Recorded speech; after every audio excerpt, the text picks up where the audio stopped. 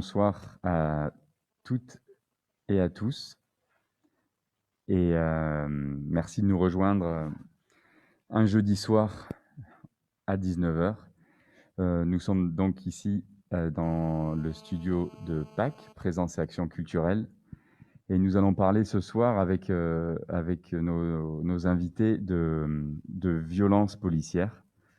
On a vu récemment dans les médias, dans les journaux, de plus en plus d'articles. Moi, en recherchant par rapport à la soirée de ce soir, je me suis rendu compte qu'il y avait trop de choses à lire, trop de témoignages, trop d'analyses, ce qui m'a fait peur et ce qui m'a fait poser la question de s'il y a autant de violences policières en ce moment, est-ce qu'on peut continuer à parler, comme certains le font, de mauvaises herbes ou mauvaises graines dans la police, qu'il faut juste enlever pour que la police redevienne ce qu'elle a été, si elle a déjà été quelque chose de très positif, ou s'il faut parler plutôt de problèmes vraiment structurels dans la police, au niveau des violences, mais aussi au niveau du rôle même de la police dans nos sociétés.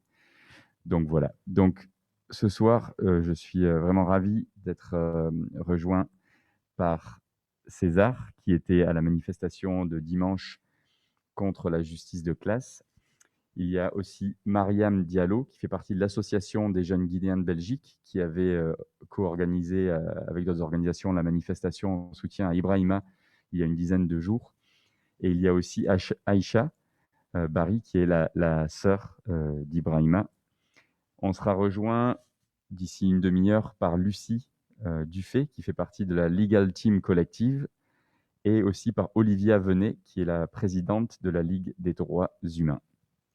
Voilà. Donc, je voudrais commencer par toi, César, parce que au niveau de l'ordre chronologique, tu étais dans la manifestation dont tout le monde parle là, dans les journaux depuis quelques jours.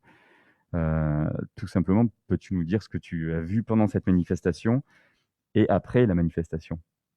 Bah déjà, j'étais en retard à la manifestation, donc j'étais une demi-heure trop tard et l'accès à la place était déjà fermé par la police. Je pense qu'ils avaient autorisé que 100 personnes sur la manifestation parce qu'elle était quand même, c'était en zone grise, elle était autorisée, mais pas autorisée, donc on savait pas trop. J'ai pas pu rentrer, je suis redescendu de la gare centrale vers le centre et c'est là où je voyais, et c'est là où je voyais la police qui arrêtait des jeunes mineurs, surtout, euh, avec une autre couleur de peau et avec un pantalon de training, ce qui était apparemment assez pour les arrêter. Et vu qu'à ces moments-là, souvent notre seule manière de combattre ça, c'est de rester regarder, de parler, de prendre des vidéos. C'est ce que j'ai fait. Et c'était pour ce fait-là qu'on m'a arrêté aussi. J'étais là aussi avec ma copine qui, après, m'a couru derrière pour demander pourquoi j'étais arrêté et qui a été arrêté pour ça aussi. Euh, donc voilà, on a été emmené au commissariat d'Etterbeek, enfin les casernes d'Etterbeek, où j'ai été d'abord dans une cellule à part et puis après 2 heures, on nous a mis dans une cellule de groupe où vers la fin, on était 35. Et ce qui était assez dingue, c'était parce que c'est pas la première fois que j'ai été arrêté dans une manif, c'est que cette fois-ci, et j'exagère pas, je pense qu'on était que 3 ou 4 activistes des 35 dans la cellule, et qu'il y avait en fait vraiment 70% des gens dans la cellule qui avaient rien à voir avec la manifestation, qui étaient là juste parce que pour aller prendre un métro à la gare centrale, où il y en avait même 5 qui étaient juste allés prendre un paquet de frites à l'endroit où j'étais arrêté aussi. Et c'était très clairement, enfin le point pourquoi on manifestait était très clairement représenté dans les cellules. Euh, je me demande si la police parfois voit sa propre ironie dans ces situations parce que voilà, il y avait que 2 blancs sur les 35. Et puis beaucoup de, ouais, déjà au début, en voyant les arrestations violentes, des gars qui sont plaqués par terre pour rien.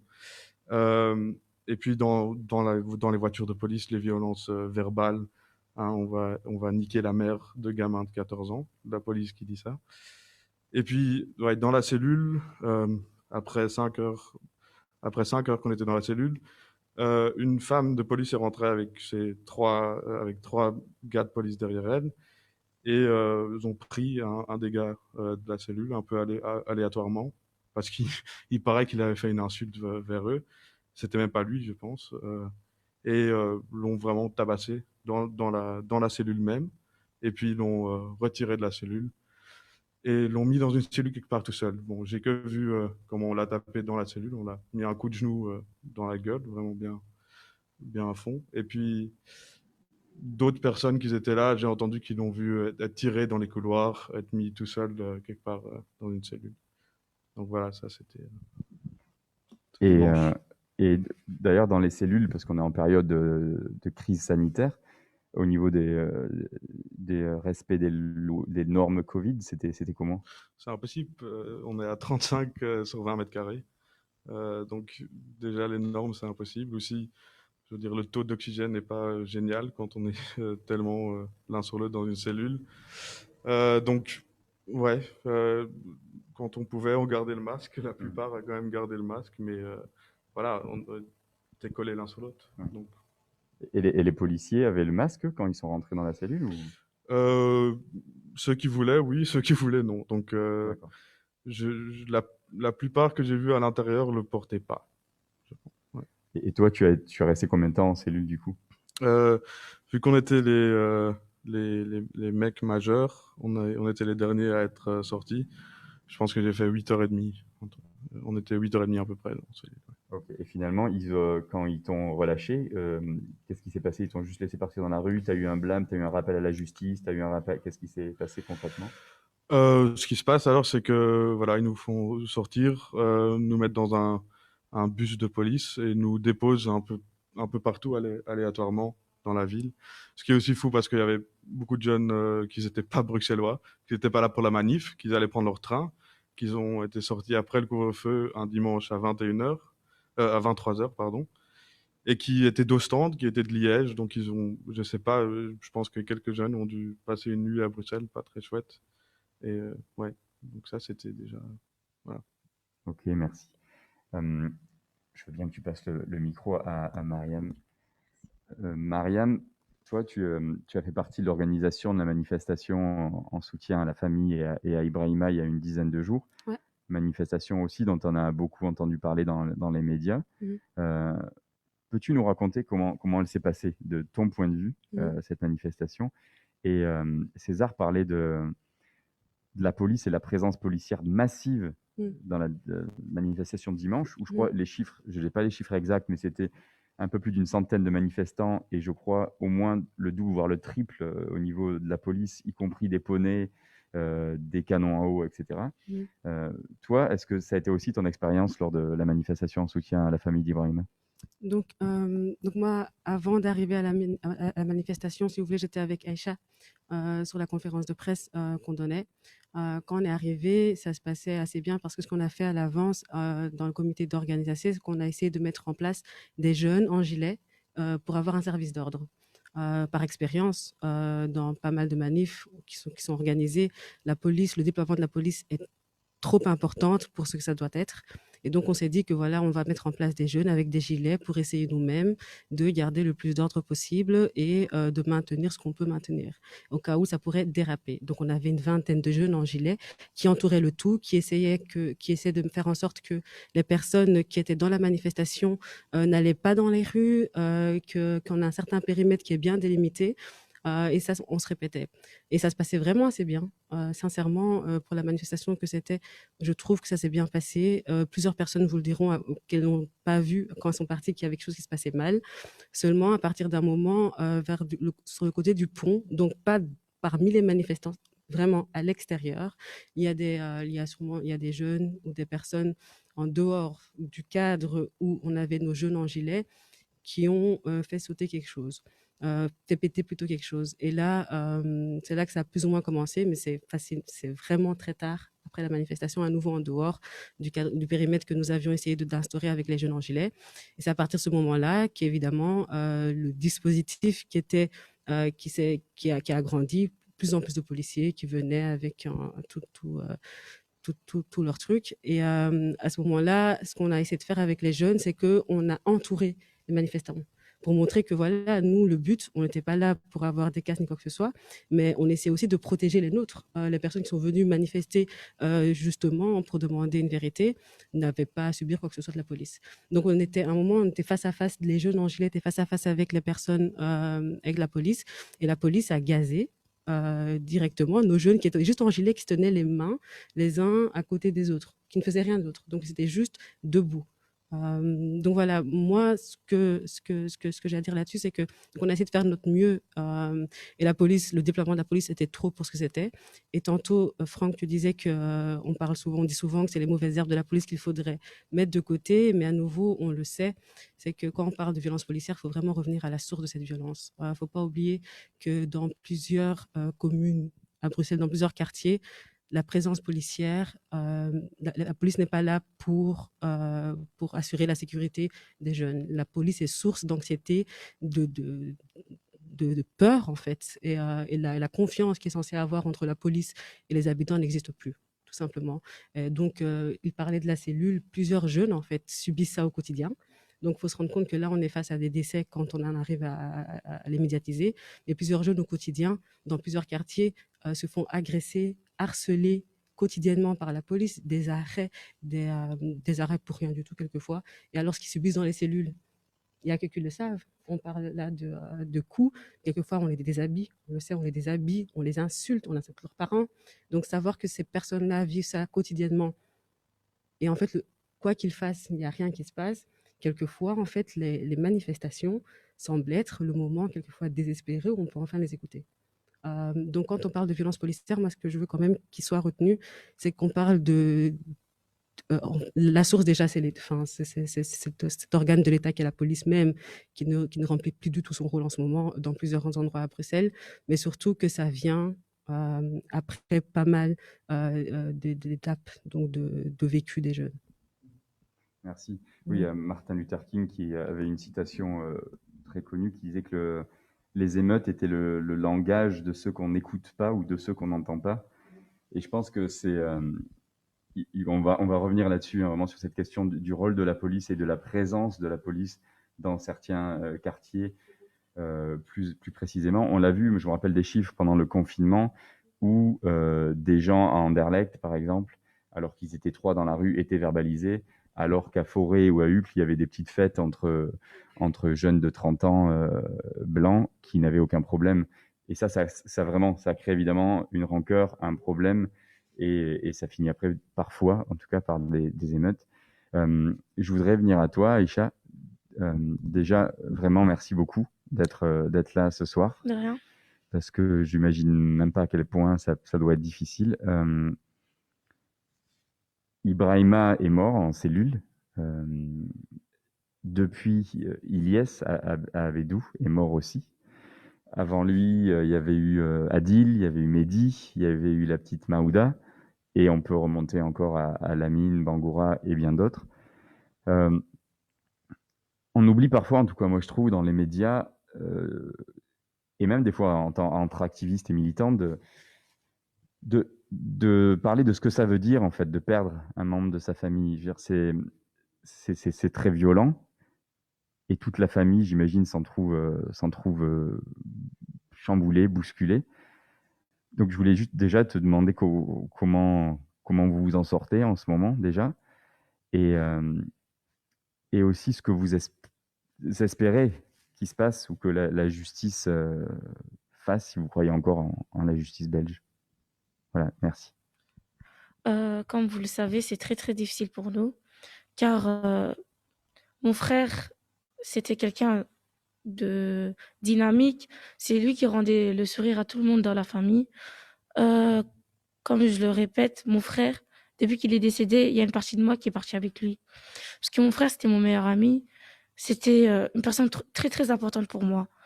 Et le fait qu'il soit parti comme ça, je me retrouve, on va dire, seule. Parce que c'est à lui que je me confiais. C'est à lui que je disais tout. Mais là, il y a plus personne. C'était aussi mon grand frère. Il faisait bien ce rôle de grand frère. Et au niveau de ma mère, depuis le décès de mon frère, elle ne cesse de pleurer. Ma mère, je la reconnais même plus. Elle est vraiment détruite. Moi, j'ai encore la force d'être là, mais elle n'a pas la force, tellement qu'elle est détruite. Mes frères et sœurs, tout le temps, me demandent, il est où mon frère? Mais je ne sais pas quoi leur répondre. Parce que même moi, je n'ai pas la vérité. Et mon père, lui aussi, il n'est pas bien, mais il essaie de rester fort pour nous.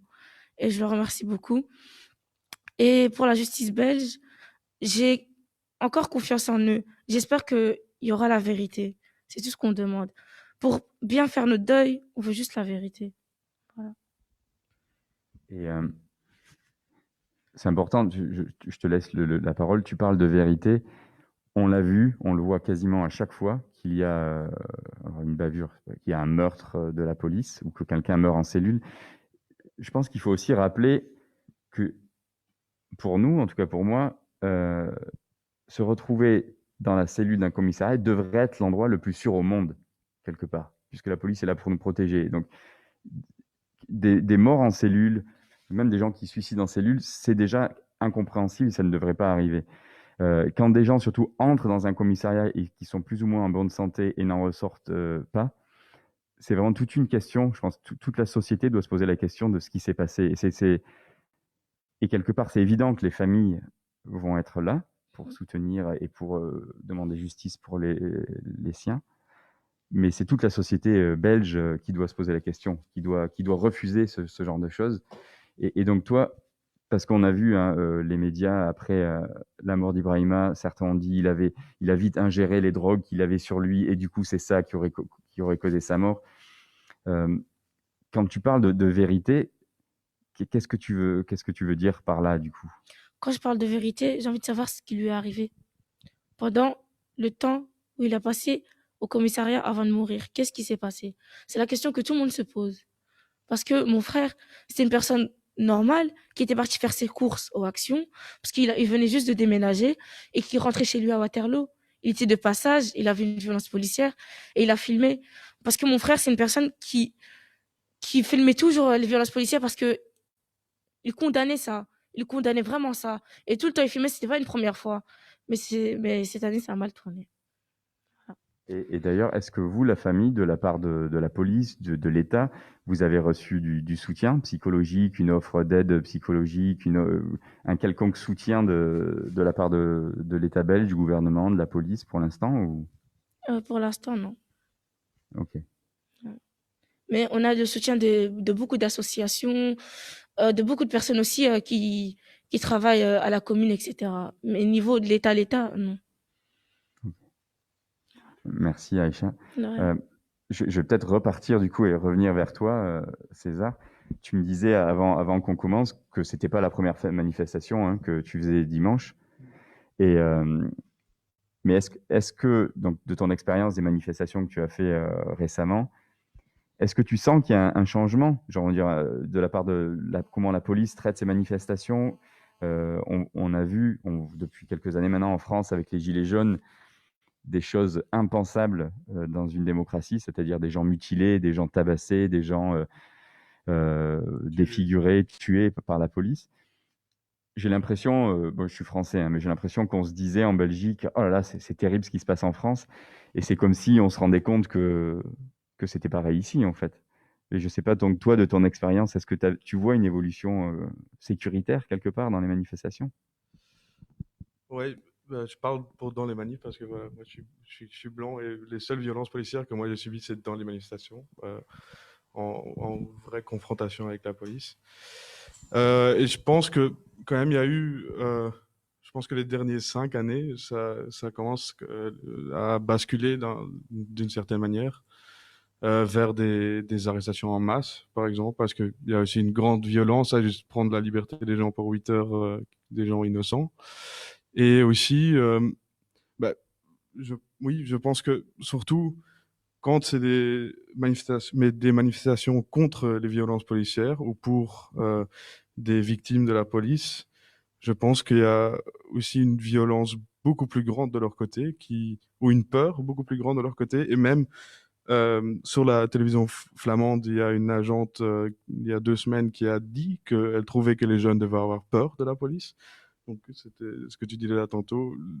C'est leur but de semer la peur chez les jeunes. C'est leur moyen de contrôler qui qu'il n'y ait pas un moyen de contrôle. Et donc, je pense que, oui, de plus en plus, on voit que c'est disproportionné, la réaction policière agressive et grande. Et je pense, par exemple, pour ce dimanche, c'était aussi du revanchisme de la police. Il y a eu des émeutes. Je veux dire, il y a 3 poubelles qui sont mises en feu et on arrête 250 gens, on tabasse des gens en cellule. C'est même aussi disproportionné d'une manière super, super grande. Donc voilà, moi je sais pas quel est le but de la police parce que on voit bien que en continuant comme ça, ils font que escalader les choses, ils font que grandir oui, la rage par rapport de la jeunesse bruxelloise par rapport à la police. Et je sais pas ce qu'ils veulent de notre jeunesse d'aujourd'hui.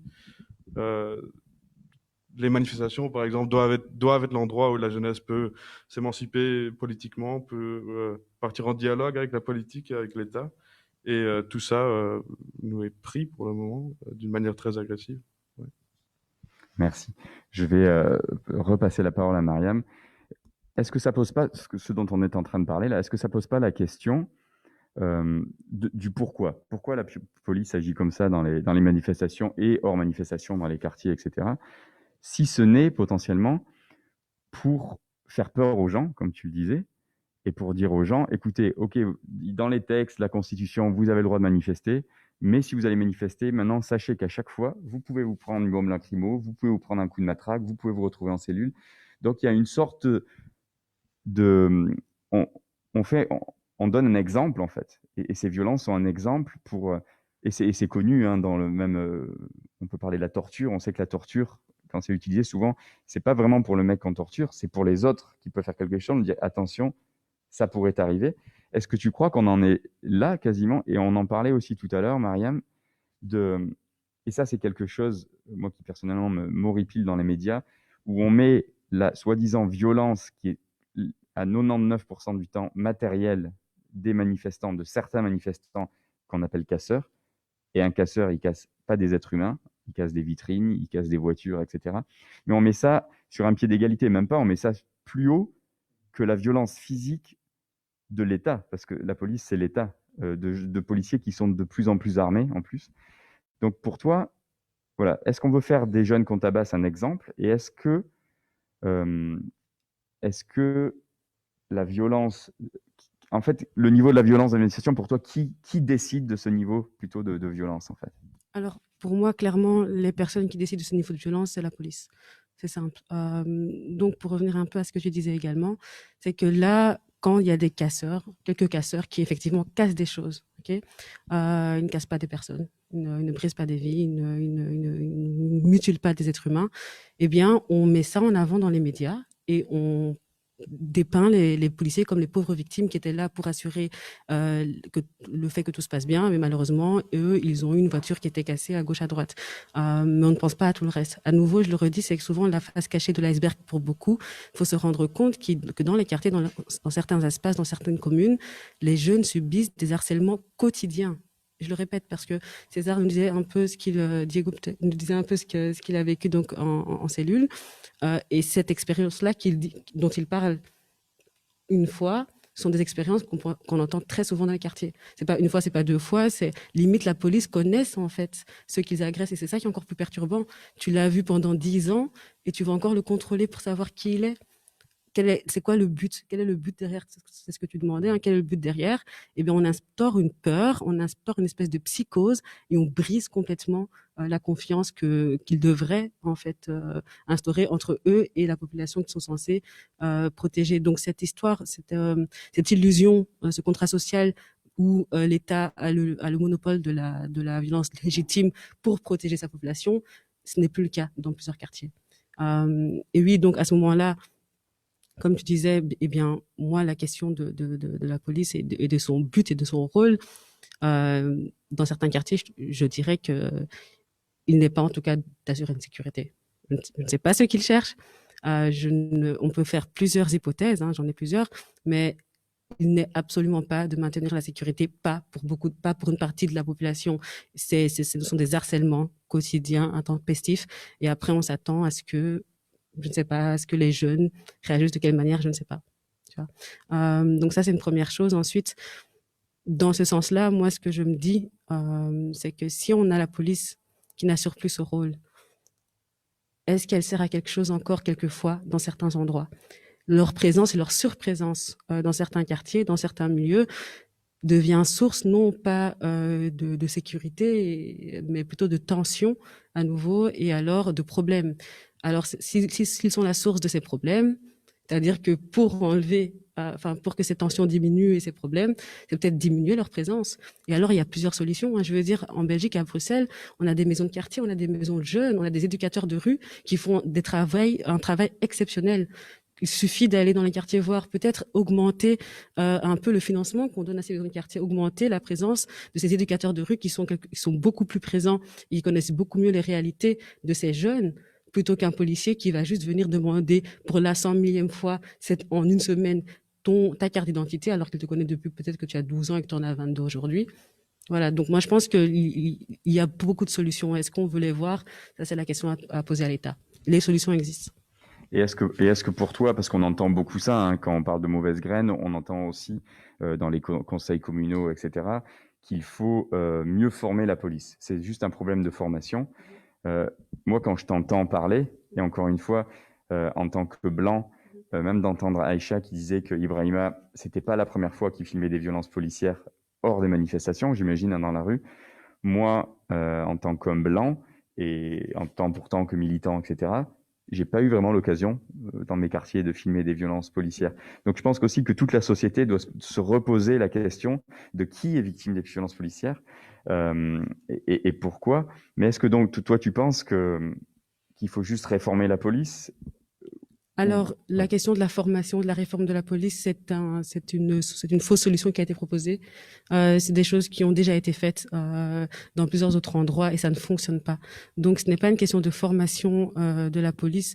C'est pas ça qui va régler le problème. Moi, à nouveau, la solution qu'on envisage ou dont on parle, c'est que si la police devient source d'insécurité et de psychose, on doit aller enlever en fait la source du problème. Donc on doit diminuer leur présence, à nouveau je me répète, mais on diminue leur présence et on met en place et on augmente les subventions, les subsides pour les personnes qui ont fait leurs preuves et qui ramènent des réelles solutions. Les éducateurs de rue et les éducateurs de quartier, les maisons de quartier, ceux qui font réellement leur travail. Merci Mariam. Je t'en prie.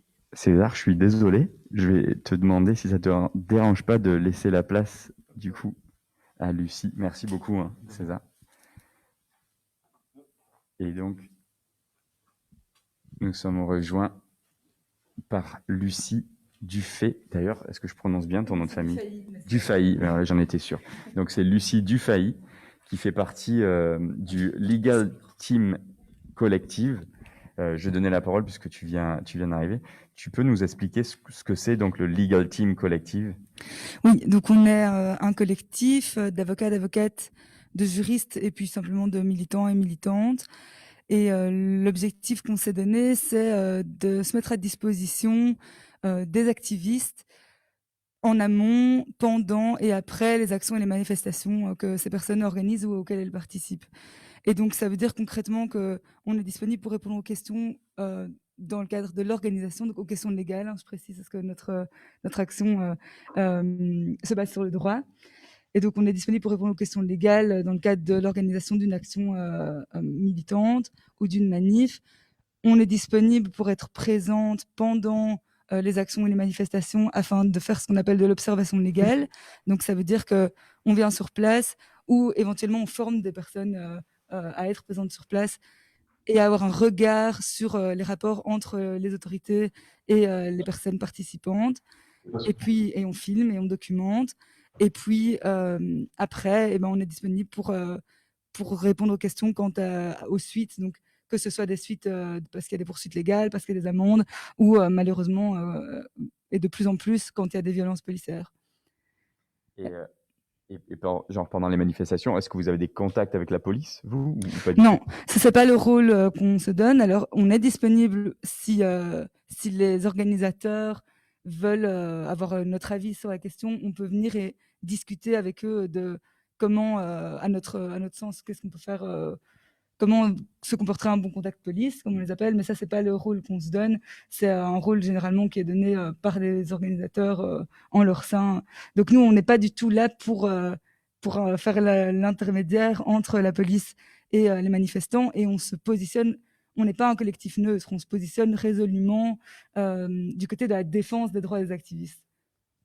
Et donc, est-ce que tu trouves qu'il y a plus de travail récemment, ou comment reformuler ma question, est-ce que tu trouves que le droit est respecté en ce moment dans les manifestations? Je pense que poser la question aujourd'hui, c'est y répondre. Moi, ça fait 3 ans que je suis active dans ce collectif, mais avant de venir ici, j'ai un peu refait le point également avec mes collègues, on va dire. Et en fait, on constate clairement que depuis les dernières années, il y a vraiment une recrudescence de violences policières et de violations des droits dans les manifestations et dans les actions militantes. Et c'est assez flagrant, en fait. Et donc, bon, il y a plusieurs choses. Nous, on ne se positionne pas comme un collectif qui travaille exclusivement sur les violences policières, mais évidemment, on y est confronté. Et ce qu'on voit, c'est que ce qui est assez effrayant, c'est que en fait, de plus en plus, même dans les manifestations, je dirais, consensuelles, donc des manifestations, par exemple, qui ne portent pas sur des questions de justice de classe, ou des manifestations, par exemple, des manifs sur le climat, en fait, même donc, qui sont, je dirais, consensuelles, entre guillemets, on a constaté que dans ce cadre-là, il y avait de plus en plus de problèmes à ce que les droits des participants et participantes soient respectés. Et pourquoi je dis que c'est inquiétant? C'est pas parce que c'est plus grave, évidemment, mais c'est parce que quand, en fait, des personnes blanches, qui sont généralement plus respectées par la police, commencent également à avoir des problèmes, ça veut dire qu'en fait, le seuil de violence est en train d'augmenter. Ça veut dire que si les militants auxquels la police peut s'identifier et qu'elle considère comme ses pairs, eh ben, ceux-là se font taper dessus. Qu'est-ce qui se passe envers les personnes qui ont moins accès à la défense de leurs droits, envers les personnes que la société voit moins, regarde moins, que ce soit des personnes racisées, précarisées, etc. Et ça, c'est super inquiétant. Et pour vous donner un exemple, il y avait eu, en février, il y a eu une action militante anticapitaliste, je dirais, et pacifique. C'était un blocage. Et dans ce cadre-là, donc nous, on était présentes en tant qu'observatrice légale, et un militant, donc blanc, d'un milieu social, socio-économique bourgeois, s'est fait agresser par la police et s'est fait matraquer. Donc, il s'est pris un coup de matraque sur la tête. C'était documenté. Il y a une vidéo qui est incontestable. Donc, il était de dos. Un policier est arrivé, mais vraiment sans aucune raison, et lui a mis un coup de matraque sur la tête. Une avocate s'est emparée de l'affaire suite à notre travail de documentaire. Elle a porté plainte auprès du procureur du roi, et ce matin, on a appris que le procureur du roi allait demander, allait classer son suite, parce qu'il n'y avait pas assez d'informations pour considérer que ce coup de matraque était disproportionné. Alors qu'on a, pour le coup, c'est un dossier béton. Il n'y a pas une once de doute sur ce qui s'est passé, et il s'agit d'un profil, donc d'une personne blanche, etc. Et donc, je trouve que c'est un bon exemple pour montrer que les choses sont de pire en pire, et que si ce genre de choses peut passer aussi facilement, alors c'est que c'est de pire en pire pour les personnes plus précarisées. Oui, tu rejoins un peu ce que disait Mariam, en fait, que c'est un peu la face cachée de l'iceberg. Exact. Et là, donc, ça touche de plus en plus des Blancs. On l'a vu même par rapport... On n'a pas encore parlé de ça, mais j'en parlerai peut-être aussi avec Olivia tout à l'heure. Il y a l'état d'urgence après les attentats terroristes. Maintenant, on est en état d'urgence sanitaire, mais qui, quelque part, sur le papier, utilise quasiment les mêmes procédés que lorsqu'il s'agit d'un attentat terroriste. On a peut-être moins les militaires dans la rue, mais on a des policiers qui sont habillés comme des militaires dans la rue, de toute façon. Et oui, donc votre point est important. Je pense que la face cachée de l'iceberg des Blancs en ce moment qui sont victimes de violences policières, ce que tu disais, c'est que si ça nous arrive à nous Blancs, imagine ce qui se passe dans les quartiers populaires, etc. Aïcha, je vais peut-être te repasser la parole 2 minutes. Tu disais que Ibrahima avait filmé déjà des sortes de violences policières. Est-ce qu'il en parlait un peu chez vous? Est-ce que vous en parliez de ça Oui, beaucoup. On en parlait beaucoup. Il donnait toujours ses points de vue. Et ma mère, tout le temps, elle lui disait « Fais attention, patati patata ». Tout le temps, ma mère, elle lui disait ça. tout le temps. Et on aurait jamais... Parce que tellement il en parlait de ça, moi, j'aurais jamais cru qu'il allait finir comme ça. Parce que il dénonçait vraiment ça, tout le temps. Ouais. Et, avant ça, les vidéos qu'il avait fait, ça ne lui avait jamais posé problème, en tout cas. Non. Parce qu'on va aussi essayer de parler de ça. Il y a ce débat sur est-ce qu'on peut filmer la police. En France, on en parle depuis un moment avec la loi de sécurité globale, hein, c'est ça qu'elle s'appelle, il me semble. Mais en Belgique, on a eu des sorties de certains ministres de temps en temps qui nous disaient oui, légalement, on peut filmer la police, mais en gros, si la police veut pas qu'on la filme, c'est interdit. Donc, ça devient aussi vraiment problématique. Toi, du coup, pardon, je vais repasser la parole. On a que deux micros. Lucie, est-ce que dans ton travail du coup avec la Legal Team Collective, est-ce que tu sens qu'il faudrait plus de gens comme vous, ou tu sens que quelque part, si on met plus de gens comme vous, ça veut dire que on rentre presque dans le jeu de la police. Il va y avoir plus de policiers, il y aura plus de Legal Team Collective, on va taper plus de gars, il y aura plus d'avocats, ou est-ce qu'encore une fois, il faut au contraire dire qu'on a... Parce que dans l'absolu, la manifestation de dimanche où il y avait 150 personnes, comment la police peut justifier qu'ils étaient 300 avec des chiens, avec des drones, avec des canons à eau? Bon, le bourgmestre, je crois, Close, l'a justifié en disant, et ça c'est quelque chose dont il faut peut-être qu'on parle aussi, en disant, quelque part, le tabassage des gens, l'enfermement des mineurs, les insultes, c'était préventif parce qu'ils allaient potentiellement casser. Et ça, démocratiquement, c'est incroyable d'entendre quelque chose comme ça. Donc oui, qu'est-ce que tu en penses d'une déclaration pareille, par exemple? C'est évidemment, c'est complètement absurde. Ça va à l'encontre de tout principe démocratique, de partir du principe que les gens vont mal se comporter, donc il faut être en présence policière en masse, et il faut surtout être prêt à attaquer. Mais j'ai presque envie de dire que ça va à l'encontre de la présomption d'innocence. Enfin, ça fait peur vraiment. Et pour revenir sur ce que tu disais avant, par rapport à la question de savoir s'il faut plus de gens comme nous, je pense que c'est indispensable. Alors, est-ce que c'est jouer le jeu de la police? C'est une réaction face au comportement de la police. Mais j'ai envie de dire, tout à l'heure, tu demandais qui sont les responsables de cette escalade de violence. C'est la police, mais c'est avant tout, je pense, nos responsables politiques et également l'appareil judiciaire. Parce qu'on voit aujourd'hui... Donc, la police, c'est une chose, mais qui contrôle la police? Qui la censure? Qui la sanctionne? Et qui garantit qu'il y a des poursuites justes et démocratiques qui sont faites à leur égard? Mais c'est plus haut que juste la police, en fait. Et quand on voit que tous les cas de violence policière de ces dernières années sont soit classés sans suite, soit qu'on conclut à un non-lieu, mais pour moi et pour nous, au sein de mon collectif, il y a un vrai problème d'indépendance de la justice. Bon, un problème d'indépendance des politiques, ça c'est évident, mais de la justice par rapport à la question de sanctionner les violences policières et de les appeler par leur nom. Et donc face à ça, on n'a pas d'autre choix en fait qu'en tant que citoyen, citoyenne, militant, militante, mais de se défendre nous-mêmes. Et alors, je laisse à chacun et chacune le choix des armes, mais le choix de notre collectif, c'est un choix légal. Il doit s'ancrer dans un panel d'actions diverses et variées. Mais je pense que c'est super important que tout le monde, de plus en plus, soit au courant de ses droits, que tout le monde, de plus en plus, sache que c'est un droit de filmer la police et que les gens fassent usage de ce droit. Mais je dirais en connaissance de cause, c'est-à-dire que nous, on n'invite pas les gens à revendiquer leurs droits en tout temps et avec assurance. Pourquoi? Parce que je pense que c'est aussi super important que les gens se protègent, c'est-à-dire que c'est important de militer, mais c'est aussi important de ne pas mourir en cellule.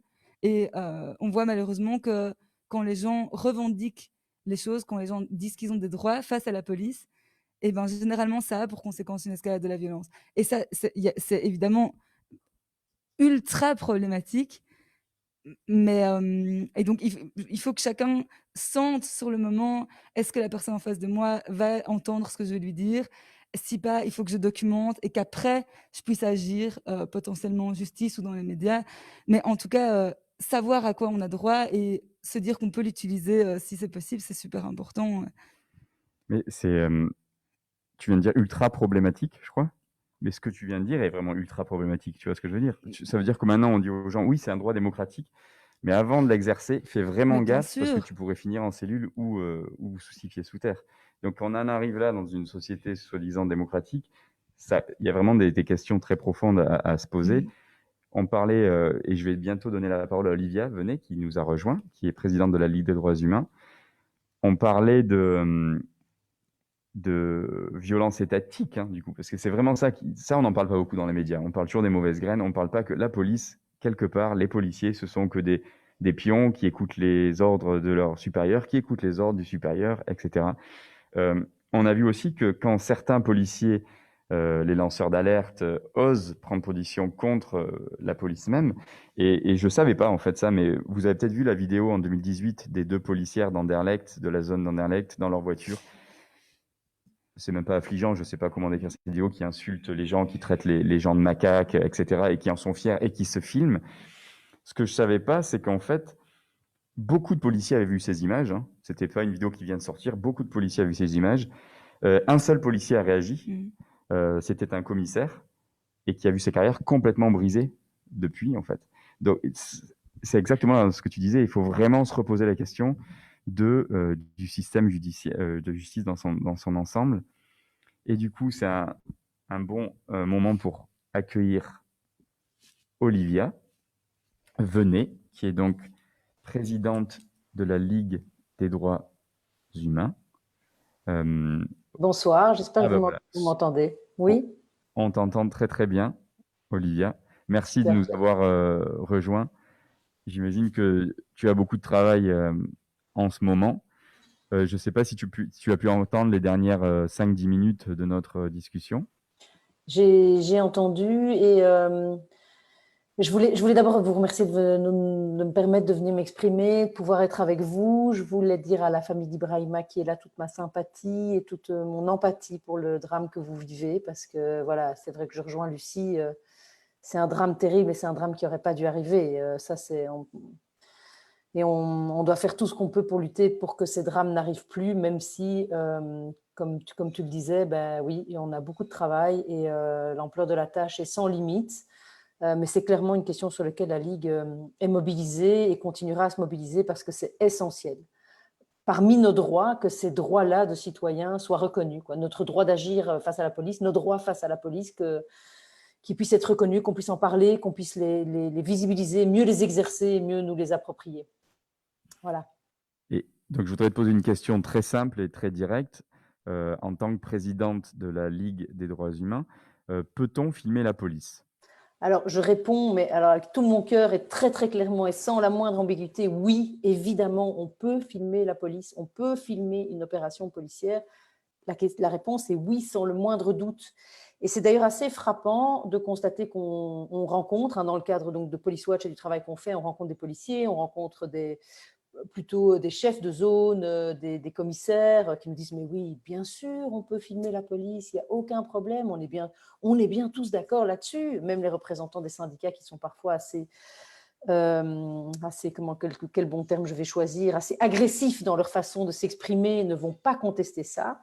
Alors, ils vont y mettre 2 toutes petites nuances. La première, et celle-là, je la confirme, c'est qu'on ne peut pas empêcher par le fait de filmer l'opération de se dérouler. Donc, voilà, on filme une opération, mais on ne peut évidemment pas on doit respecter l'opération qui se déroule. Et alors, il met toujours en avant le fait que la personne peut s'opposer au fait d'être filmée. Ça m'a l'air d'être quand même un exemple très théorique, parce que c'est d'ailleurs l'exemple qu'a repris la ministre de l'Intérieur récemment, Annelies Verlinden, en disant oui, mais si la personne ne veut pas être filmée, j'aimerais bien entendre que George Floyd ne voulait pas être filmé quand il a été filmé. Je veux dire, c'est tourner les choses à l'envers. Et je crois que c'est exactement ce que Lucie disait, c'est qu'il y a vraiment un problème d'appréciation de ce problème. On refuse de reconnaître la réalité des violences policières au niveau des politiques.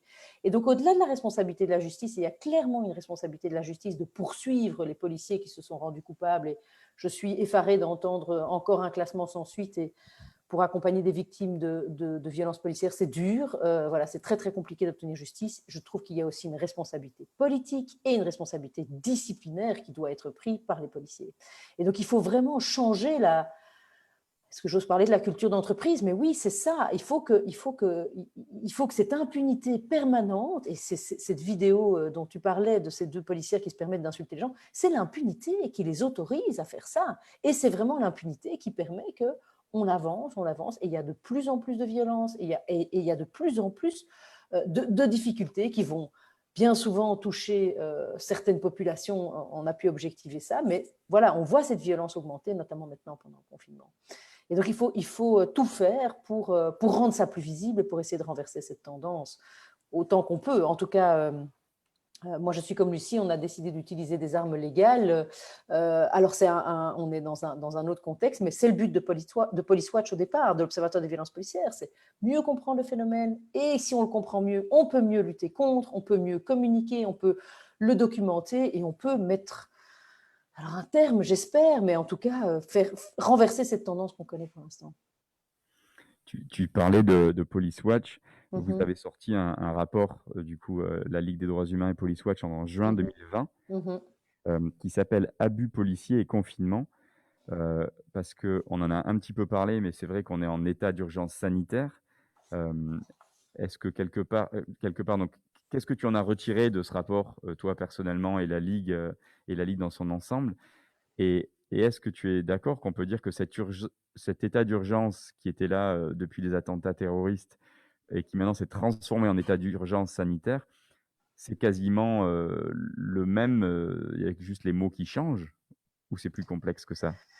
Alors, je pense que c'est plus compliqué que ça, parce que ce n'est pas le même état d'urgence, mais on vit dans une situation de restriction à nos droits et nos libertés comme on n'a pas connu de toute notre existence. Je veux dire, c'est bien plus que même ce qui s'est passé après les attentats. Alors, avec l'idée de préserver d'autres droits aussi, c'est-à-dire le droit à la santé, le droit à la vie, la solidarité. Donc, je pense que derrière les mesures sanitaires, il y a une série de valeurs qui sont des valeurs positives.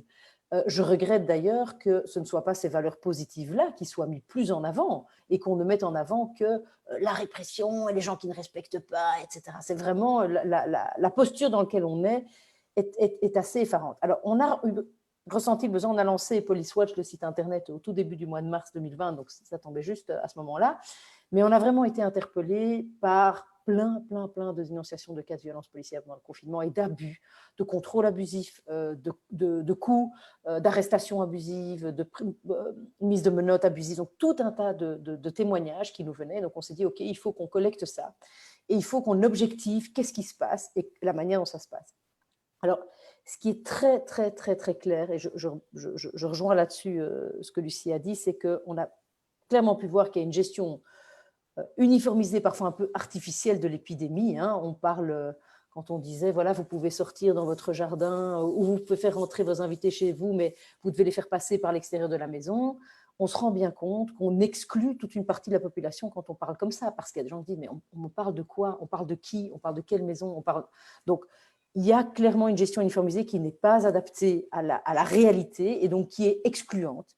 Et on a vu la même chose sur les violences policières. On a clairement pu voir que ce n'était pas de manière uniforme, et que ces abus, ils se faisaient de manière spécifique sur certains quartiers, sur certains groupes de population, évidemment, des groupes de population racisés, certains quartiers plus précarisés. Et donc, il y a un double effet là, parce que ce double standard pour ces citoyens qu'on va qualifier de seconde catégorie, déjà, ils vont être victimes de plus de discrimination, mais en plus, ils sont moins armés pour porter plainte, pour porter un dossier, pour aller voir un avocat, pour dire « je vais exercer mes droits ». Parce que de base, ils vont se dire « ah, ça ne va jamais marcher, on ne va jamais me croire », parce qu'ils ont déjà une expérience négative de l'autorité, de la police, de la justice. Et donc, ça va encore renforcer la discrimination. Ça c'est peut-être cette crise sanitaire, c'est encore un révélateur de tous les drames que connaît notre société. Ils sont révélés, ils sont mis en avant, ils sont exacerbés.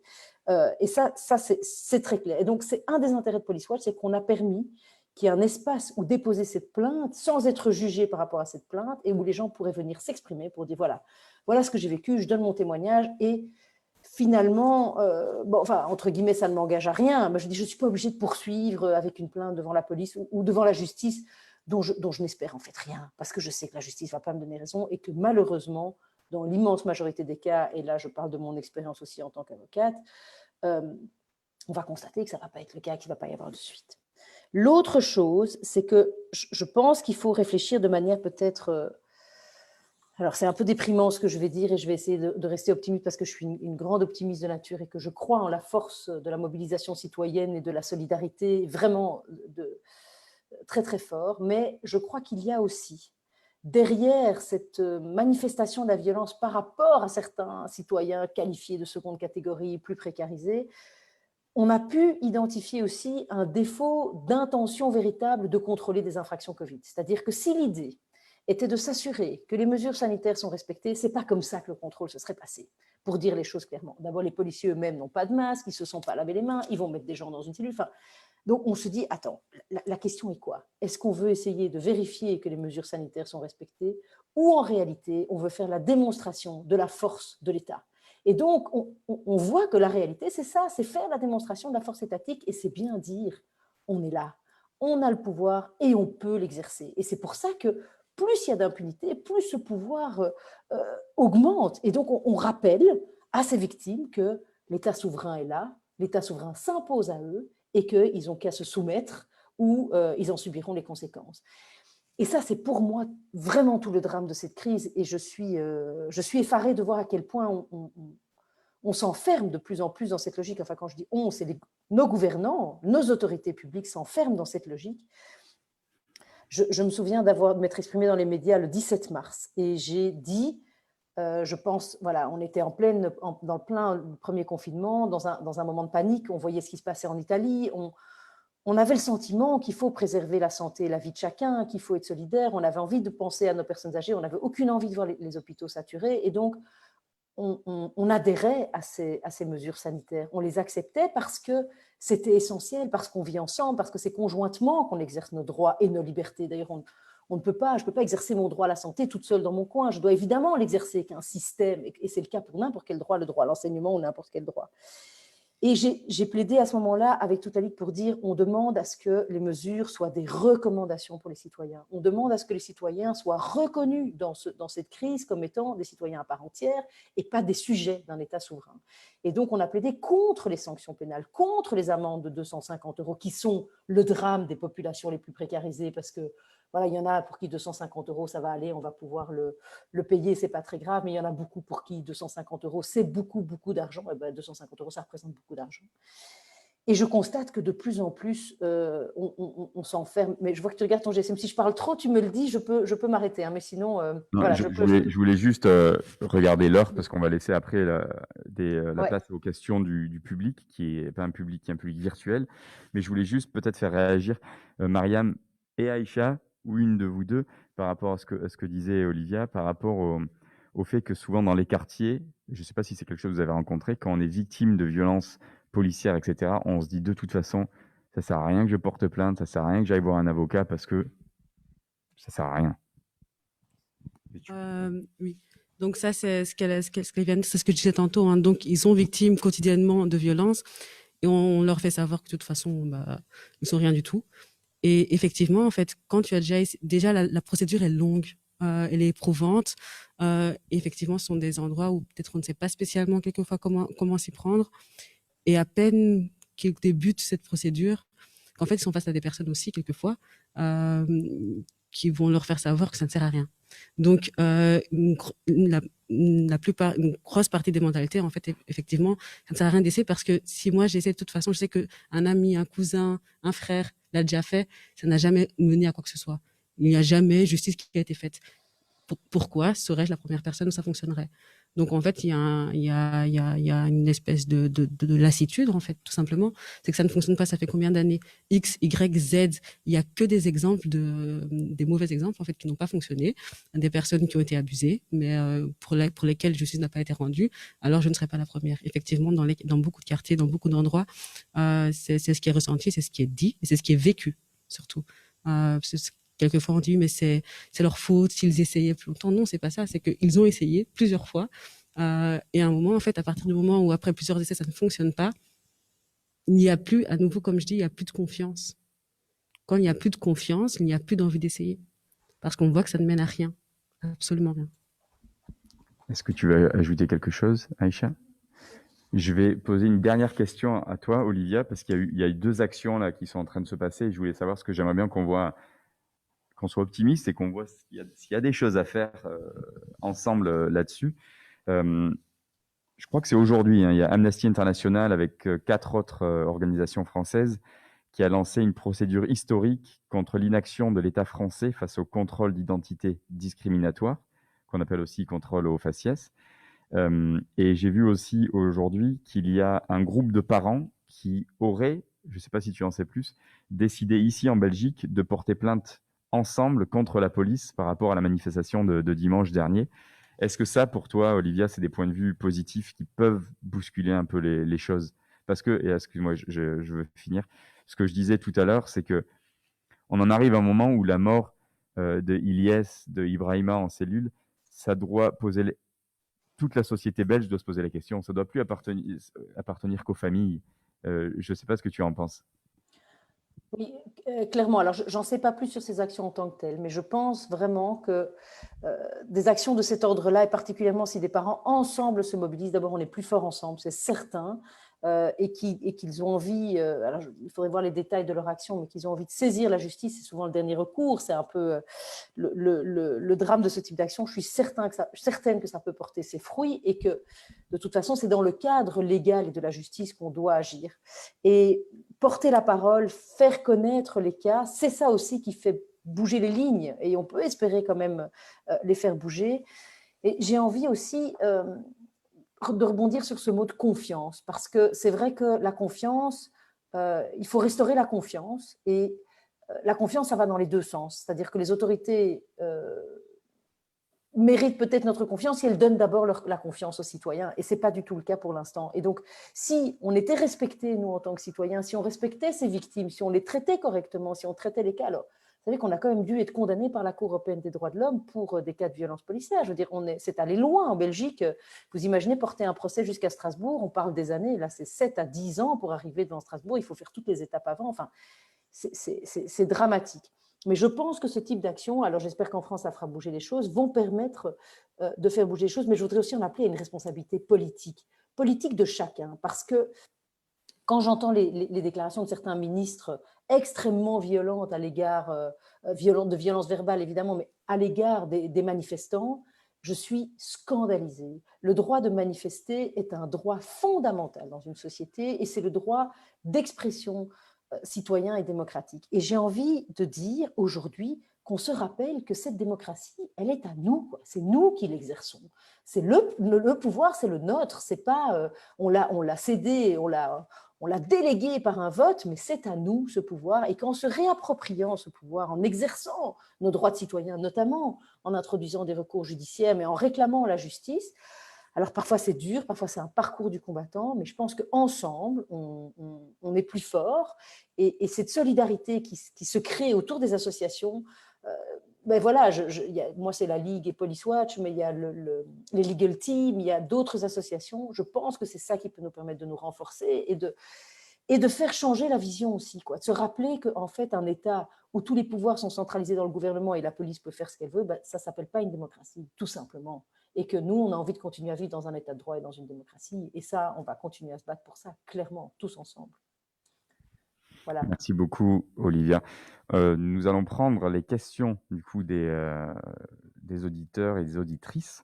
Alors, on en a envoyé quelques-unes sur mon téléphone. C'est aussi pour ça que je regardais mon téléphone, Olivia. C'était pas pour te dire d'arrêter de parler, parce qu'on m'envoie des questions en même temps. Alors, désolé, mais c'est pour Olivia, la première. Est-ce que la Ligue des droits humains, la Ligue, en fait, compte-t-elle se porter partie civile dans les cas de violences policières racistes? Est-ce que c'est quelque chose que vous envisagez? Oui. Alors, c'est une question. Donc, on introduit énormément de recours en justice, mais la Ligue ne traite a priori pas de cas individuels. Donc, on ne se porte pas partie civile en tant que telle, et je dirais d'ailleurs que les cas de violence policière raciste, c'est plutôt le domaine d'UNIA, dont c'est vraiment le rôle, donc UNIA, anciennement Centre pour l'égalité des chances, c'est vraiment le rôle de se constituer partie civile et qui a cette compétence reconnue par la loi depuis très longtemps. La Ligue s'est vue reconnaître un intérêt à agir en justice, comme les autres associations de défense des droits humains, à la fin de l'année 2018. C'était une revendication de longue date qu'on avait d'avoir pouvoir aussi nous constituer partie civile.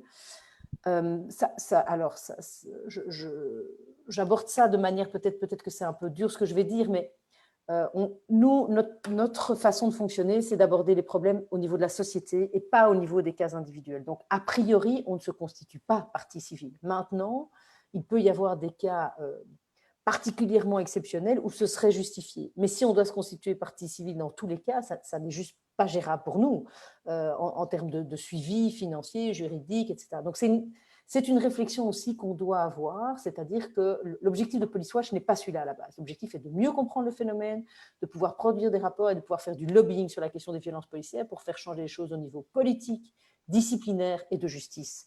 Mais donc pas de se constituer partie civile directement. Il va de soi qu'on connaît de très nombreux avocats qui suivent ces dossiers, qui accompagnent les victimes. Alexis, qui est l'ancien président de la Ligue, mais d'autres aussi sont des policiers habitués de ce type de procédure et que nous sommes régulièrement en contact. Voilà. Mais ça ne sera certainement pas quelque chose d'automatique. Une autre petite pour toi et peut-être Lucie. Est-ce qu'il est possible de porter plainte contre un bourgmestre ou même contre l'État? Oui, alors il est tout à fait possible de porter plainte contre un bourgmestre ou contre l'État.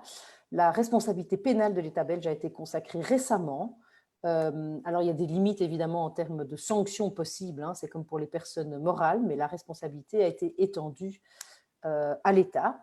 Alors on peut imaginer la responsabilité pénale, on peut aussi imaginer une responsabilité civile évidemment, de réparer un dommage causé. Je ne sais d'ailleurs pas, parce que je pensais à cette action des parents, je ne sais pas si c'est une action pénale ou une action civile qu'il souhaite diligenter.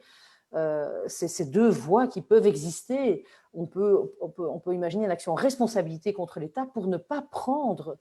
Je vais donner un exemple, ce n'est pas le même contexte, mais il y a une action responsabilité contre l'État qui a été introduite pour le fait de ne pas prendre les mesures nécessaires pour lutter contre la surpopulation carcérale en Belgique, alors qu'on fait l'objet de condamnations récurrentes par les organes internationaux pour ce contexte. Et l'État belge a été condamné par les tribunaux en disant « vous devez prendre les mesures nécessaires ». Donc, voilà, je fais part là maintenant de ce que c'est que le contentieux, l'idée de faire du contentieux pour avancer, faire avancer les causes, mais donc voilà, mais il est possible théoriquement d'avoir une responsabilité pénale de l'État ou d'un bourgmestre. Il y a des questions d'immunité qui peuvent se poser, mais porter plainte n'implique pas de devoir se préoccuper de l'immunité. Après, on porte plainte, on porte plainte. Après, la question de où devra aller le dossier pourra se poser en fonction de la qualité de la personne contre qui on a porté plainte. Très souvent, on porte plainte contre X, on ne connaît pas les noms des policiers ou pas nécessairement, et les responsabilités, c'est le rôle de l'enquête, de l'instruction, de déterminer les responsabilités. Oui, parce que tu parlais d'immunité, là, juste à l'instant, mais au niveau politique, on a l'impression d'une impunité, surtout.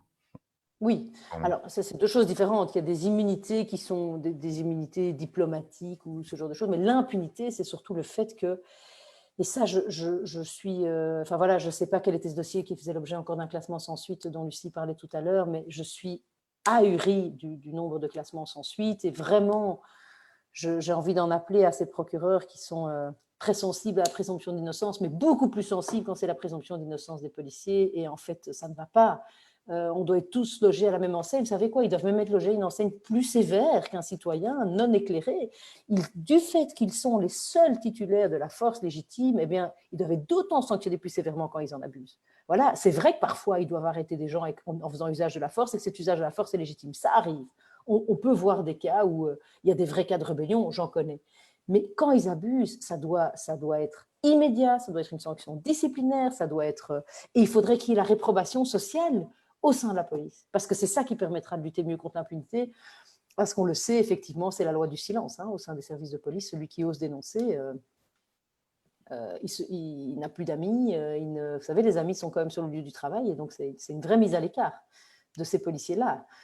Et donc ça, c'est dramatique, c'est un vrai drame. L'impunité, c'est dramatique. C'est ça qui renforce, et ça renforce les violences, manifestement. Mais si la personne n'a plus d'amis et si tous ses amis c'était des policiers, c'est pas plus mal, quelque part. On me demande de rappeler le nom de l'association d'avocats. J'imagine la tienne, Lucie, la tienne. Donc c'est Avant d'être une association d'avocats, c'est surtout un collectif militant qui lutte pour les droits des activistes. Et il se trouve qu'il y a beaucoup d'avocats et d'avocates dedans parce qu'on est des personnes qui connaissons le droit. Mais donc ça s'appelle la Legal Team Collective. Et vous pouvez nous suivre sur Facebook. Il y a notre adresse mail. Je me permets, hein, mais du coup, notre adresse, c'est contact@legalteamcollective.org.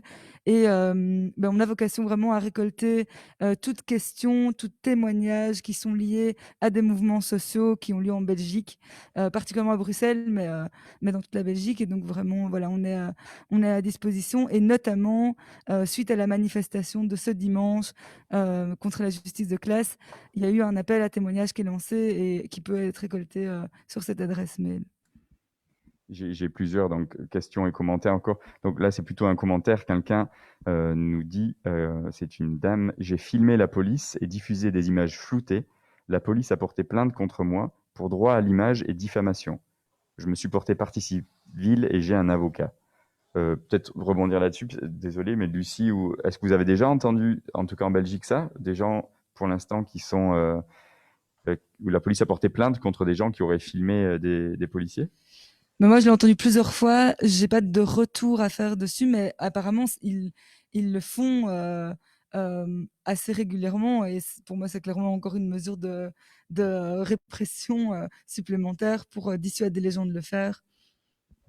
Oui, je confirme, c'est vraiment la méthode, la meilleure défense, c'est l'attaque. C'est que quand il y a des violences policières, on ouvre un dossier de rébellion, c'est systématique pour dire c'est parce qu'il y a eu rébellion qu'il y a eu violence policière. Et donc, ça ne m'étonne pas du tout que maintenant, ce soit la nouvelle méthode d'ouvrir un dossier pour calomnie, parce que ça impose à la personne non seulement de porter son propre dossier, mais de se défendre aussi. Et donc, voilà, ça implique encore plus d'investissement dans le cadre du dossier. Par rapport au droit de diffuser, parce qu'en fait, c'est quand même, tu parlais de la loi de sécurité globale en France, donc le droit de filmer, il est évident, il est clair, le droit de diffuser aussi d'ailleurs. Alors, des images floutées, c'est très clair, pour les journalistes, mais pour tout citoyen aussi, ça fait partie du devoir d'éducation. Et on a pu faire une exposition d'on-shoot d'images de police et de répression lors de manifestations avec la Ligue et d'autres associations, et on a été cité en justice par la zone de police. Donc voilà, de fait, je le confirme. Alors, il y a eu un jugement qui a confirmé le droit de diffuser les images dans un but pédagogique et d'intérêt général, et c'est conforme à la jurisprudence de la Cour européenne des droits de l'homme. C'est en appel, je vous tiendrai au courant dans quelques années, puisque c'est ça le délai pour obtenir aujourd'hui une date de fixation devant la Cour d'appel de Bruxelles. Merci. C'est une autre... ça, c'est peut-être une parenthèse sur le sous-financement de la justice et la mise en état de non-fonctionnement des institutions judiciaires.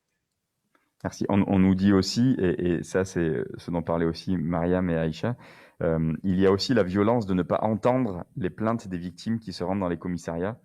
La police se moque des jeunes qui se font agresser ou des femmes battues par leurs conjoints. Même si le fonctionnaire pense qu'il n'y a rien à faire, n'a-t-il ou elle pas le devoir d'entendre une victime et de l'informer à propos de ce qu'elle peut faire? Est-ce que, je sais pas, est-ce que tu veux réagir là-dessus, Myriam, ou tu es juste d'accord en gros? Se dire que quand tu vas porter plainte pour une injustice que tu viens de subir et qu'on te rit au nez ou qu'on te dit qu'on te fait savoir que ça sert à rien ou qu'on te dit mais peut-être tu abuses ou c'est n'importe quoi, en fait c'est encore c'est enfoncer le clou pour que la prochaine fois tu ne viennes pas en fait.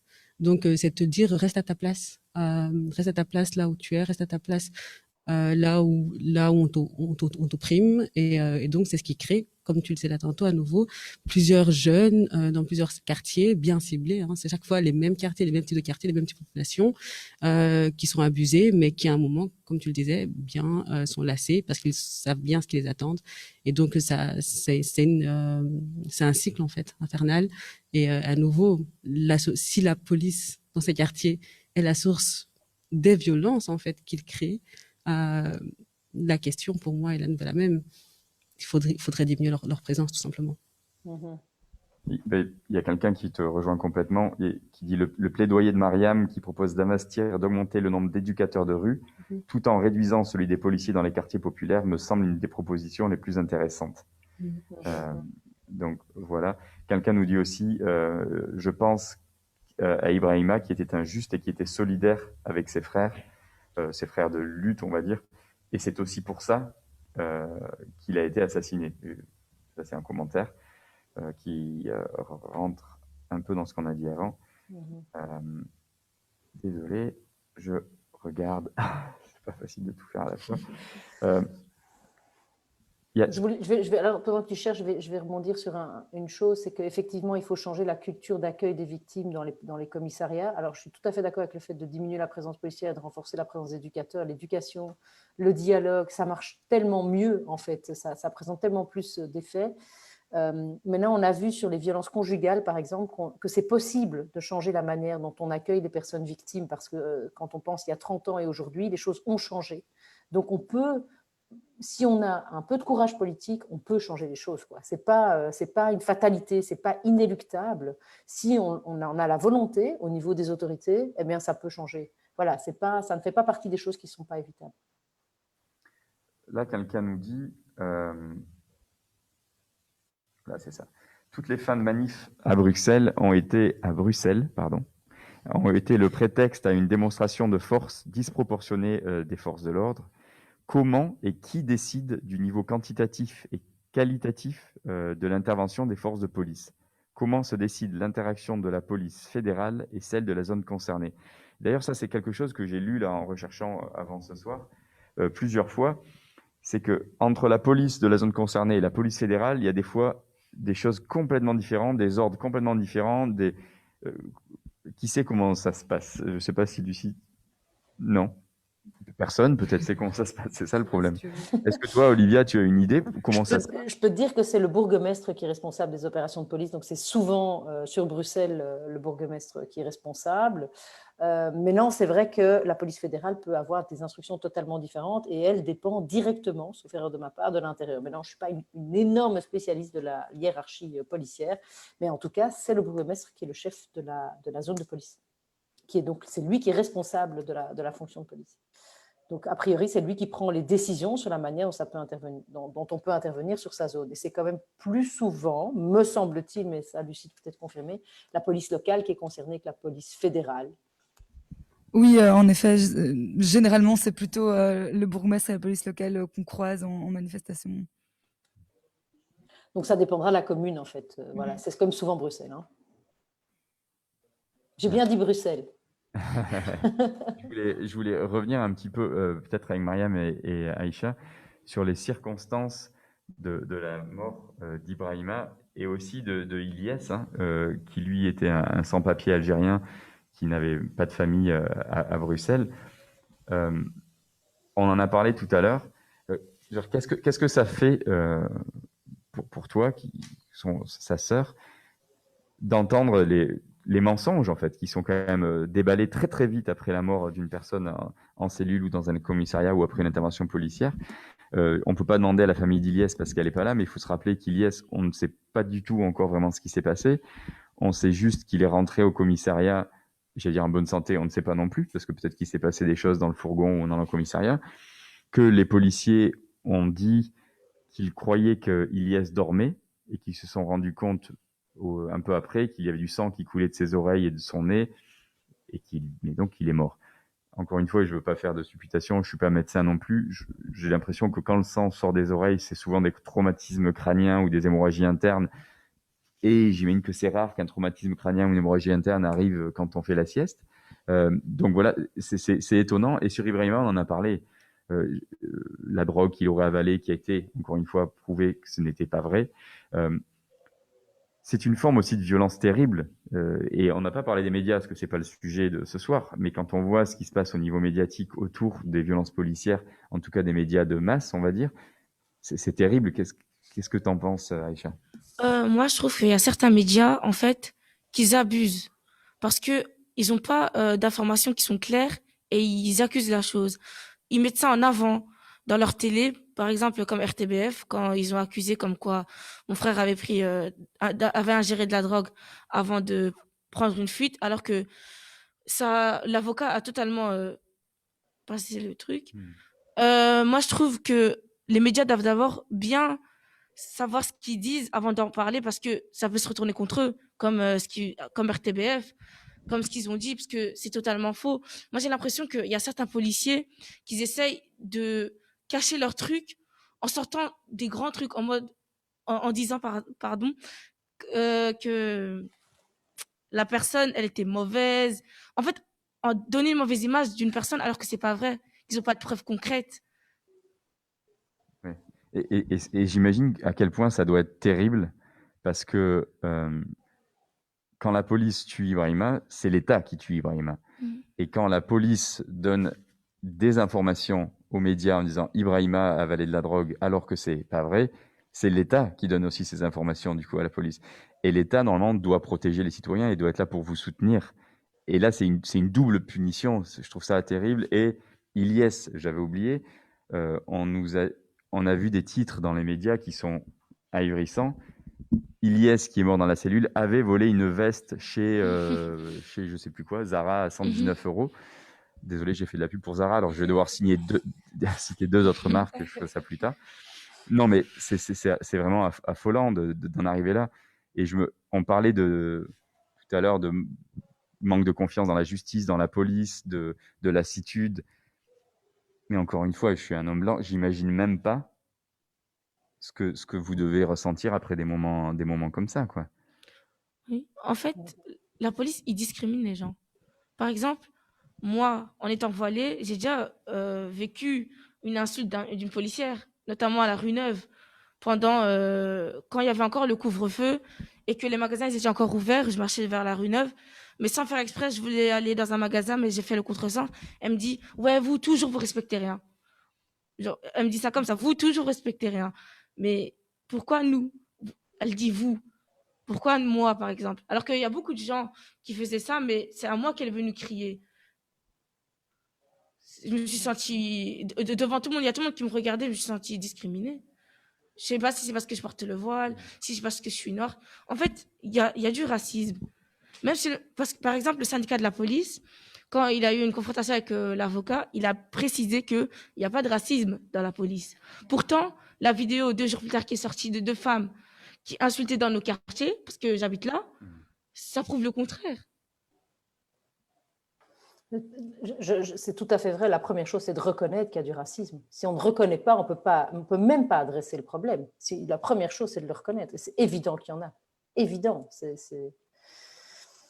Je suis désolée, Franz, je t'avais dit, j'ai une autre réunion. Et donc là, j'ai déjà dit que je serais un peu en retard, mais je vais devoir, vais devoir partir sur un autre écran. Bon, voilà. Merci beaucoup pour ta présence et ton intervention. Merci à vous et bonne suite et surtout courage et restons solidaires. Bonne soirée. Merci.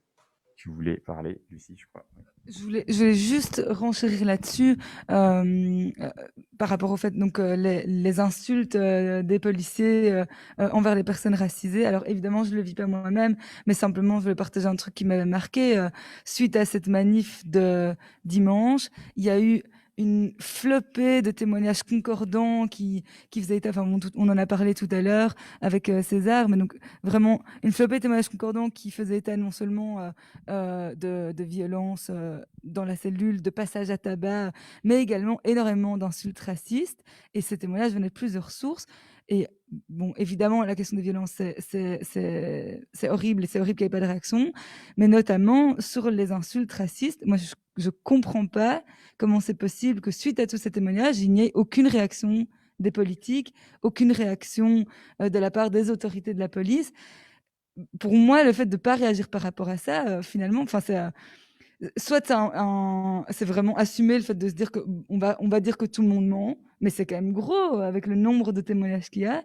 Soit c'est d'assumer, quoi. Mais je comprends pas comment c'est possible qu'il n'y ait pas de réaction politique par rapport à ça.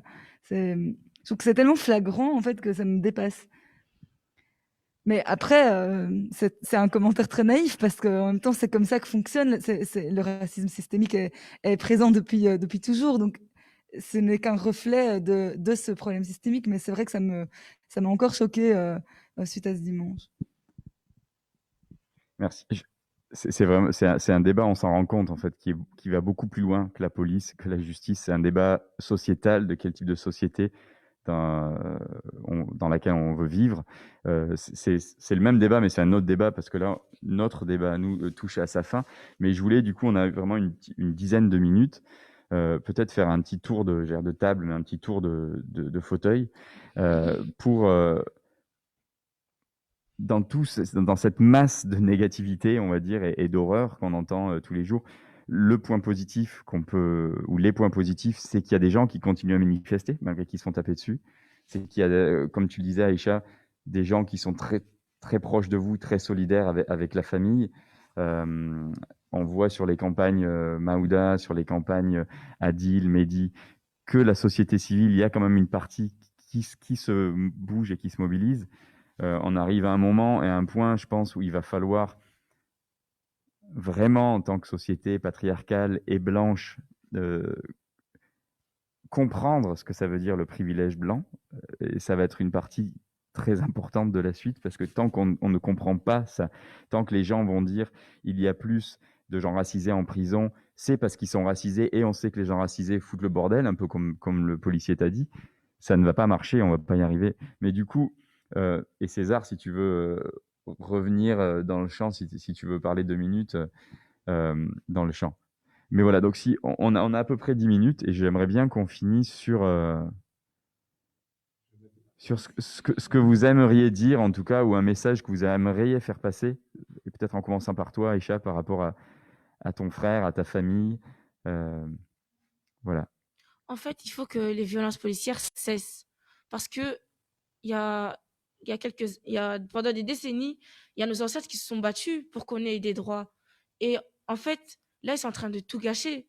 Parce que maintenant, on n'a plus confiance à on n'a plus confiance à la police. On n'a plus confiance en eux.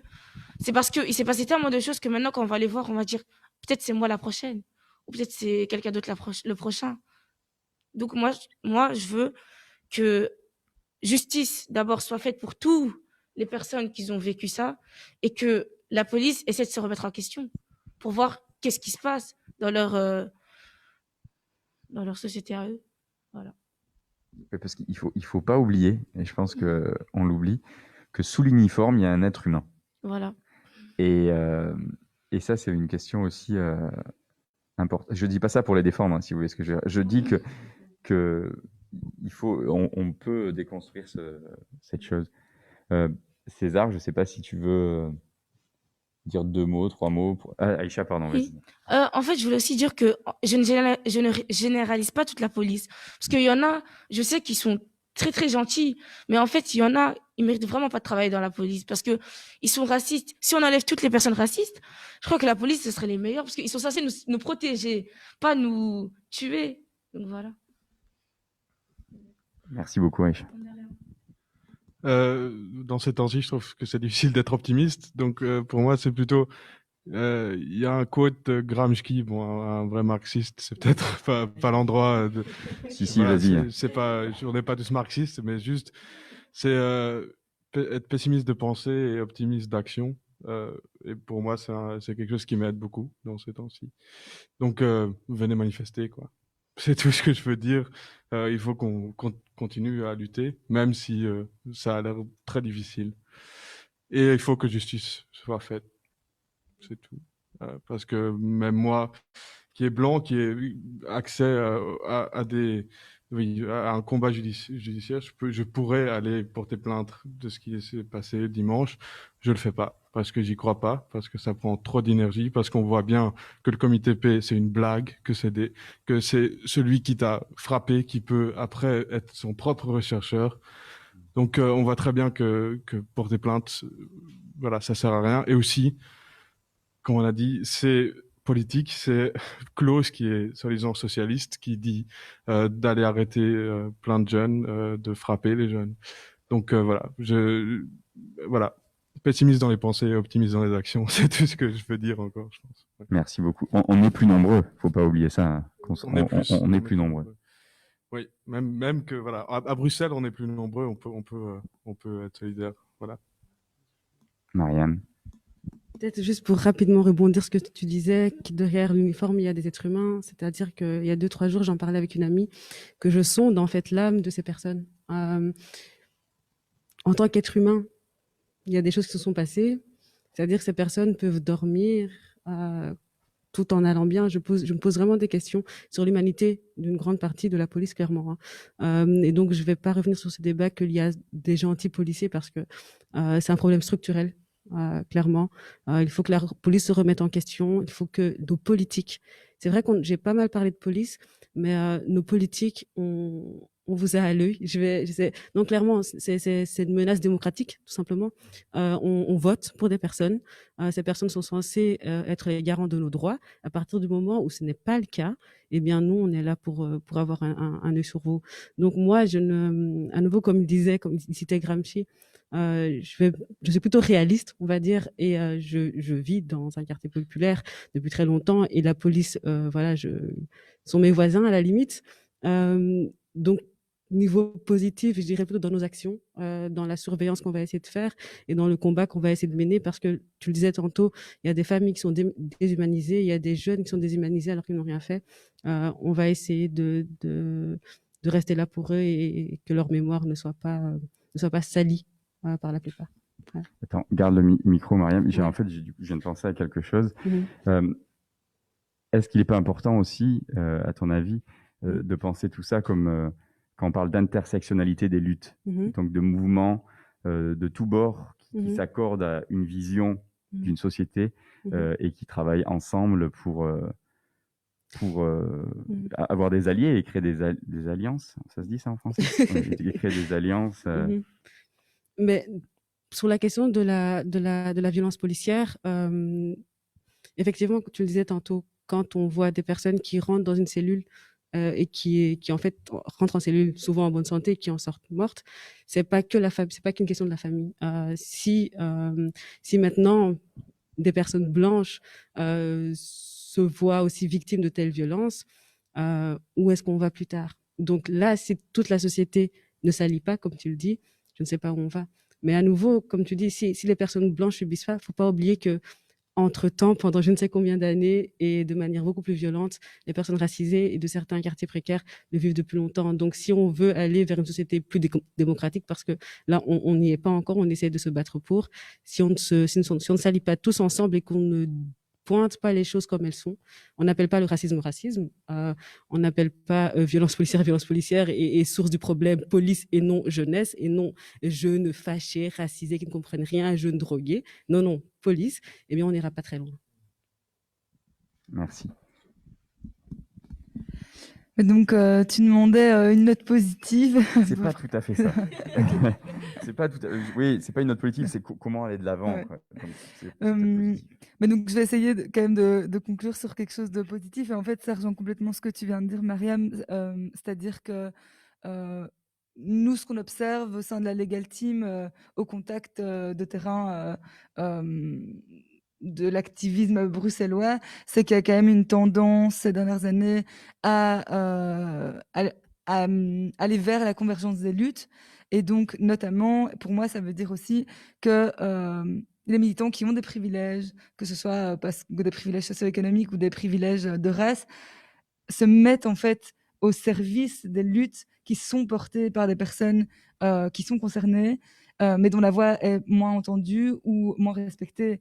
Et je pense que cette convergence des luttes, elle est essentielle et qu'on doit, donc ça rejoint exactement ce que tu disais, on doit lutter ensemble contre ce phénomène et je pense qu'on a la responsabilité, et quand je dis on, je parle de ma classe sociale militante, de ne pas laisser les personnes concernées en premier lieu par les violences policières se débrouiller toutes seules, mais au contraire, de profiter de nos privilèges, d'un certain respect de nos droits qui est plus garanti pour enrayer ce phénomène qui est malheureusement en train de prendre de l'ampleur. Merci beaucoup, Aïcha. Merci, César. Merci, Mariam. Et merci, Lucie. C'est Lucie? Oui. Finesse, j'ai cru que j'ai mal prononcé ton nom de famille et j'ai failli t'appeler autre chose que ton prénom. Désolé, c'est la fin de la soirée. Merci donc vraiment de tout mon cœur et de la part de l'équipe de Présence et Action Culturelle, parce que c'est pas évident déjà de témoigner. Et merci pour ce que vous faites, chacun d'entre vous, tous les jours. On mettra à la suite du live qui va rester sur la page Facebook de Présence et Action Culturelle des liens, si vous voulez qu'on mette les liens de sites internet ou peut-être des liens pour soutenir ta famille, Aïcha, dis-le nous. Donc voilà, bonne soirée. Le couvre-feu est à 22h, n'oubliez pas. La police n'a pas oublié. Donc voilà, merci, au revoir.